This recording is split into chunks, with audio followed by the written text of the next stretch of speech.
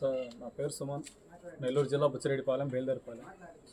Polo ఆపే స్థలంలో car పెట్టుకుంటున్నాను. గత మే నెలలో కారు కొన్నాను. ఇప్పటికి 10 నెలలు అయింది కారు కొని. ఇక్కడే పార్క్ చేసుకుంటున్నాను. అది ఎవరో తెలియని వాళ్ళు వచ్చి కారు వచ్చి తగలబెట్టారు. మా ఇంటి పక్కన వాళ్ళు చూసి, రే బాబు ఇట్లా మీ కారు కాలిపోతుందిరా నాయన రానిలేక అంటే నాకన్నా ముందే వాళ్ళు ఆపుతున్నారు సార్ వీళ్ళు.